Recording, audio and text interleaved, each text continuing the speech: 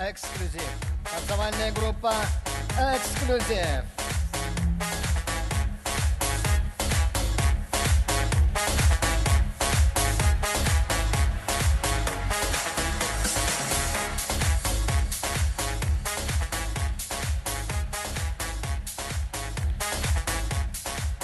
Ассаламу алейкум. Добрый вечер, уважаемые, дорогие наши гости и ценители юмора. Добро пожаловать. Мы рады всех приветствовать в нашем сегодняшнем прекрасном вечере. Впервые в Кыргызстане именно сегодня и сейчас будет выступать артисты легендарного театра «Кривое зеркало». Давайте от всей души поаплодируем в честь наших артистов.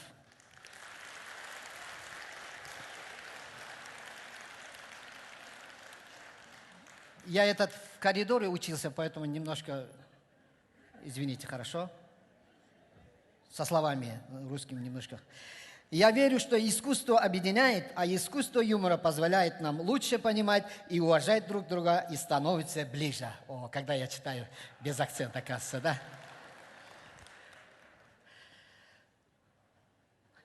Наверное, уже слова закончился.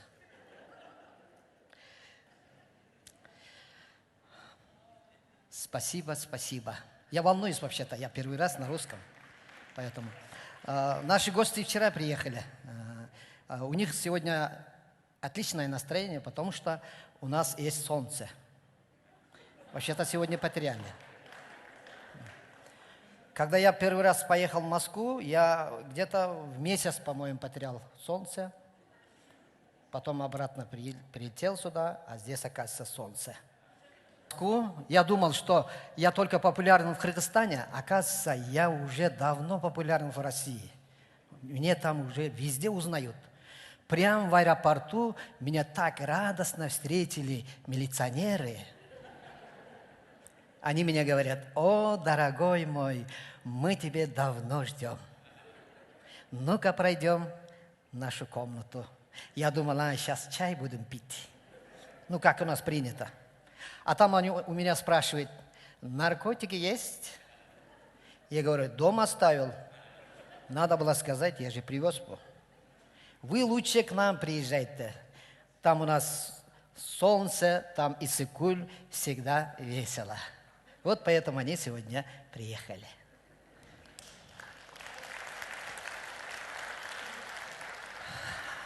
Уже прошло несколько лет, уже эти милиционеры давно уже умеют говорить на кыргызском. Даже они определяют по диалектику. Недавно один меня спрашивает: ты что, аркалык, что ли, говорит? Ну, аркалык — это северяне.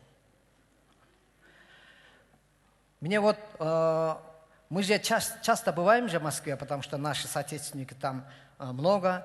Если так сказать, по официальным данным, именно в Москве наши соотечественники 800 тысяч, а неофициальный Москва уже наш.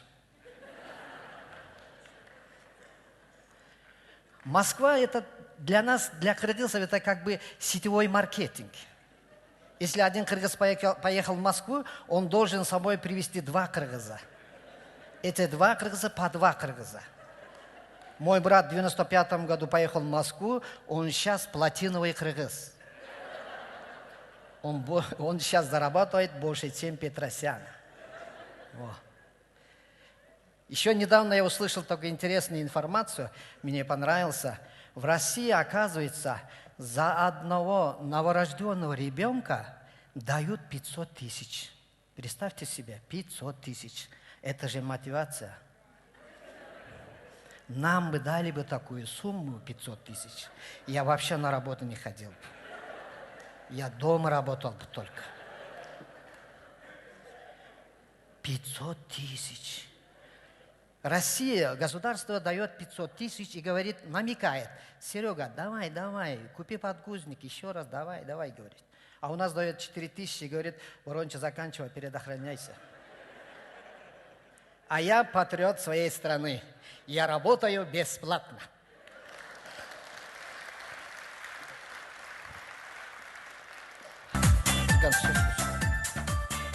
Это я сюда уберу, а то меня не видно будет потом за стойкой. За кулисами я стоял там, не очень-то там слышно, в общем, как-то про яйца, что нибудь сказал, да, наверное, да? Ну, там не очень слышно, поэтому говорю. Дайте свет, пожалуйста, в зале. Спасибо. А так, как будто никого нету там в зале, как будто я один остался. И тем более в переднем ряду сидит те девушки, которые в начале концерта там немножко мне пошутили. Вот, поэтому вот, почему я трясусь? Вот, я видел сразу, вот, волнуюсь немножко.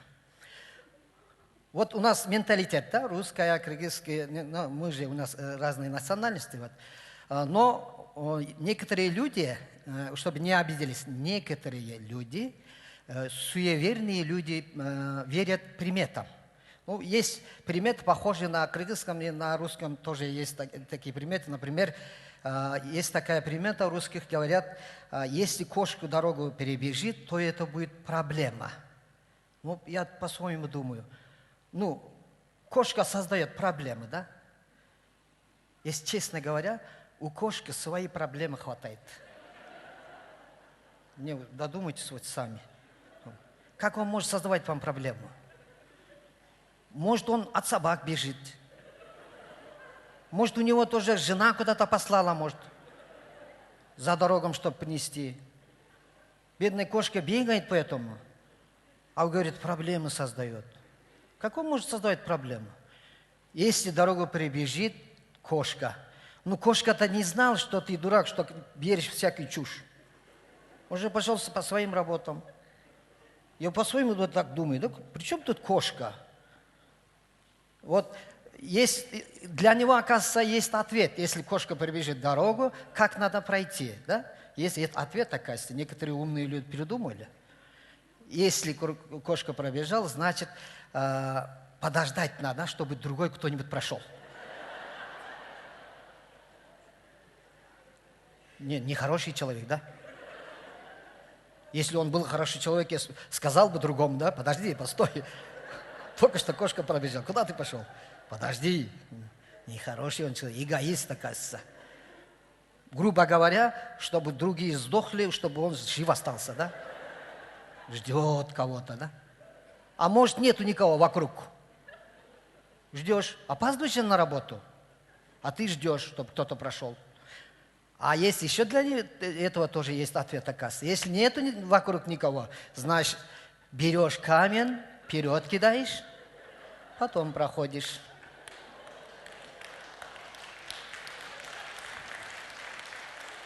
Тоже нехороший человек. А если камня нету, там одни брусчатки, может, асфальт, может, откуда берем камень? Для этого тоже есть, оказывается, этот ответ. Тогда, если нет камня, значит, откусаешь вот левый воротник и можешь пройти. А если нет воротника, что делать тогда? Тогда шнур развязываешь, а потом можешь пройти.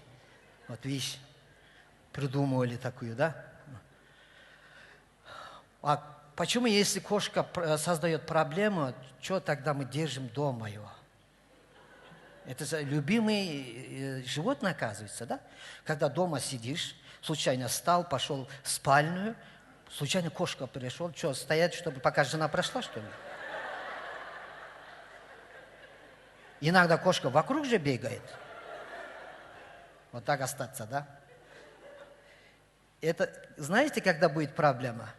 Вот все эти процедуры делаете, пока вот найдет камень или воротник откусает, или не. Все эти процедуры делаете, вы тогда у вас будет точно проблема, потому что вы опаздываете на работу. Кошка вообще здесь ни при чем. Гарантия дам. А у русских есть такая еще примета, да? Когда новый дом построили, туда сперва пускаете кошку. Что, проблемы хотите, что ли? Зачем? Ну, был такой случай, кыргыз один работал в Москве, в России, короче, он заработал, не знаю, пришел, построил дом, увидел, жил с русскими, наверное, эту примету он видел, он тоже хотел попробовать, домой пустил кошку. Кошка зашла домой и через окно выпрыгнула, пошла другой. Соседняя кошка сидит, говорит: что ты? Зачем оттуда ушла? Хороший дом, новый дом. А та кошка говорит: это дом на кредит построенный, говорит. Я не буду жить. Там будет всегда скандал.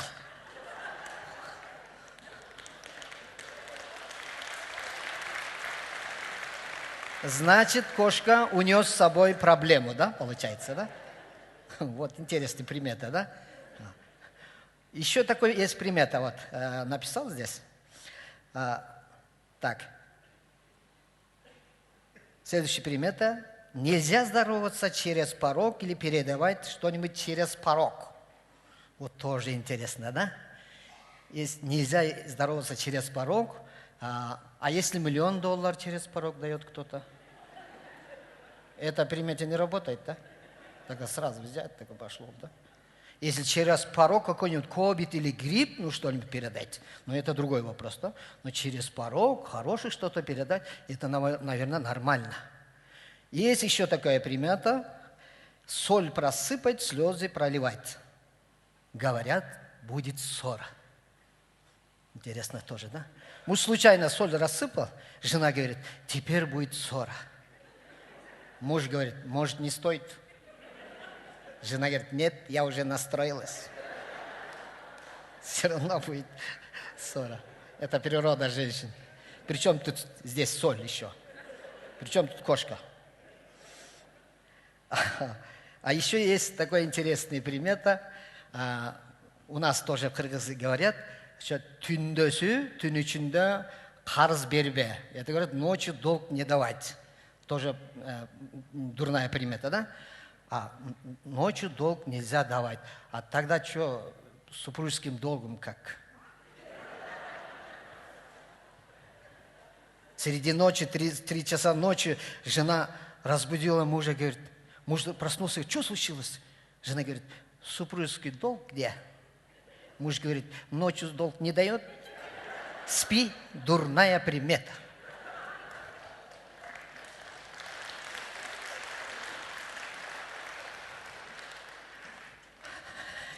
Я, чтобы пока они переодевались, понимаете, да? Вы поняли, да, сразу, да? Да. Так, следующий зачитаю, что без акцента. Когда-то Александр Дюма написал произведение «Три мушкетера». Вот здесь мушкетера, да? Мушкетера. Ввиду оглушительный успех он написал 20 лет спустя. И в последнее время стало модно выпускать ремейки популярных фильмов. Наши гости решили тоже остаться в тренде и представляют вашему вниманию свой ремейк «Буратино и Мальвина. Золотой ключ».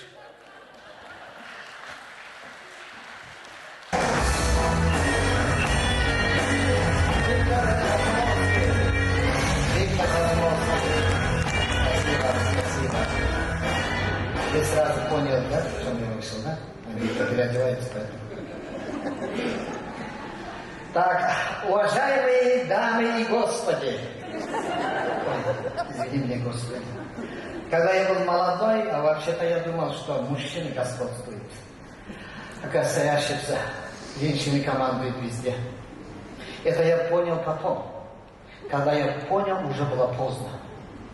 Меня уже захватили. Я уже в плену.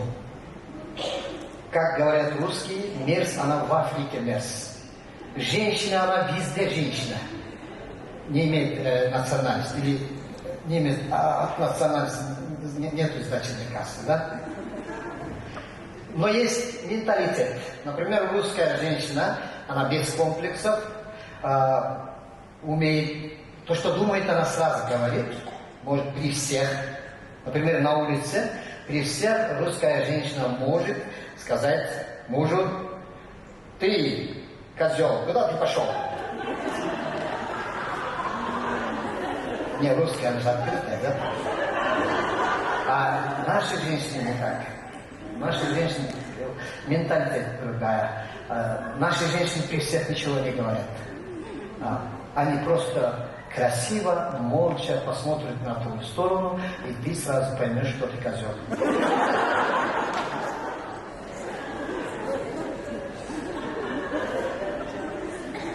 Вообще-то вот для молодых я хочу посоветовать, вот никогда не ссорьтесь с женщинами.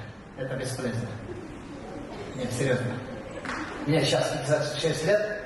За эти годы я понял, что женщины, они умные, они сперва прежде чем выйти тебя замуж, они тебе проверяют, кажется. Ну, обычно первоначально, когда ты только что познакомился, ходишь по парку, сидишь со своей девушкой, да, она тебе говорит: ой, мне холодно, да? Ты сразу костюм снимаешь, одеваешь. Они говорят: ой, мне жарко. Потом ты костюм снова снимаешь. Они говорят: мне пить хочется, ты за водой бегаешь. Потом она говорит: мороженое хочу, ты за мороженым бегаешь. Вот видишь, ты уже дрессировал. Ты уже подкатавливаешь. Если ты ей понравился, тогда может она выйти твоей замуж. Обычно мы мужчины говорят, что мы сами выбираем. Нет, они нас уже выбрали. Давно. Вот поэтому молодые, не ссорьтесь вообще. Вот обычно женщина спрашивает, у них 3 такие золотые вопроса есть. Где был, куда ходил, отдай деньги. Есть такие красивые слова, да? Есть. Не переживайте, это естественный вопрос. У них природа такая. Вот потерпите 30 лет, они потом перестают спрашивать, где ты был. Вот сейчас у меня такой возраст, что жена меня не спрашивает, где я был. Я приеду после работы, сидим, чай пьем, проходит 10 минут, и ты сам начинаешь рассказывать, где ты был.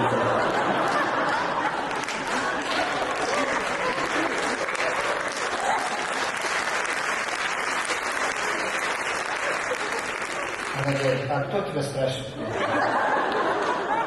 А ты ей говоришь: ну послушай, я иду после работы, там Джонни стоит, Джонни стоит, короче. Начинаешь все изливать, все, то, что было, все начинаешь говорить. Ребята, у меня вот такой в жизни, что я понял. Вот, например, я сижу дома, жена подходит и говорит: сегодня юбилей твоего друга, пойдем? Я говорю: пойдем. Через 15 минут подходит и говорит: я, оказывается, узнал, что твой друг на наш юбилей не пришел, поэтому не пойдем. Я говорю: не пойдем. Через 40 минут она готова, одетая уже, подходит и говорит: что ты сидишь, пойдем или не пойдем? Вот здесь такой момент, ребята. Я не буду спрашивать. Ты же сперва подошла, сказала: пойдем, потом сказала, что не пойдем, а сейчас говоришь: пойдем. Я этого не буду спрашивать. Мне это не надо. Даже я не спрашиваю, куда мы пойдем. Я просто тупо иду за ней и все.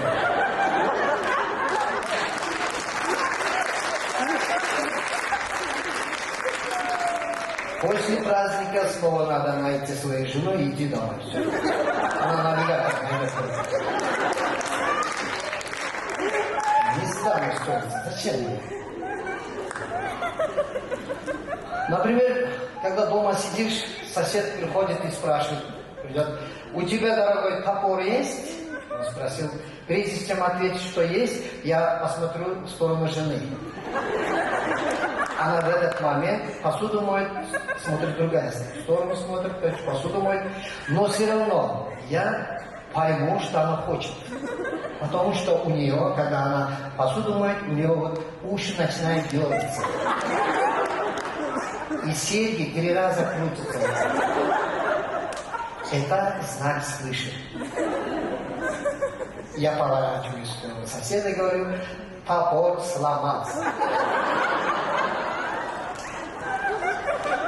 дальше будешь жить спокойно.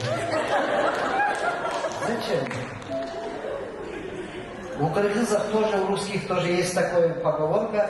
Например, есть 7 раз отмерь, потом 1 раз отрежь, да?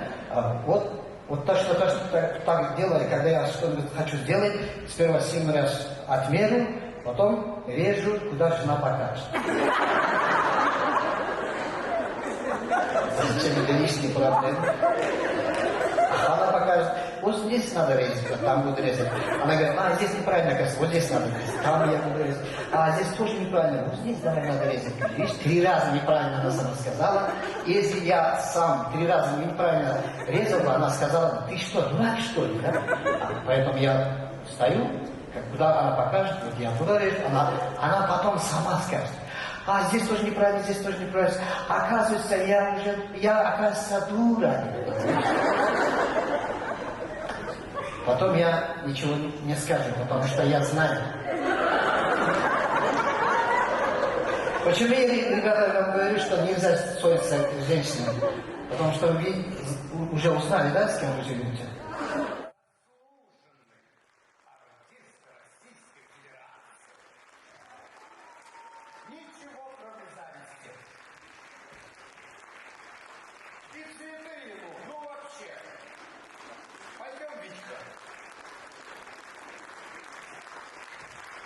Александр Морозов, Виктор Разумовский.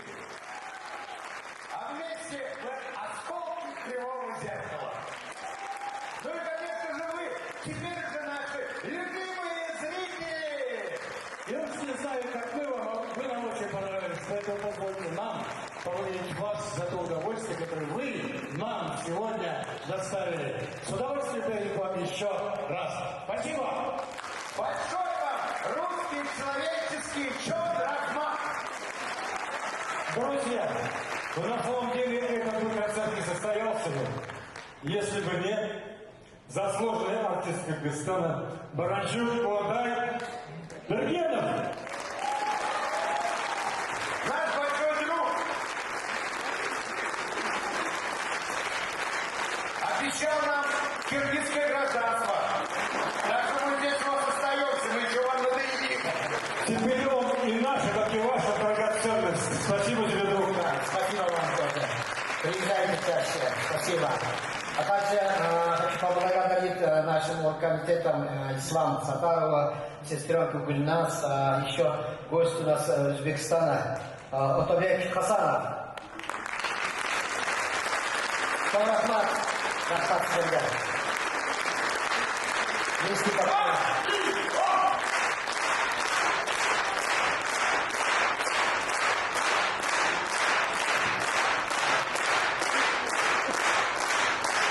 А еще я понял, что самые красивые женщины живут в Бишкеке. А я не женат, девчонки.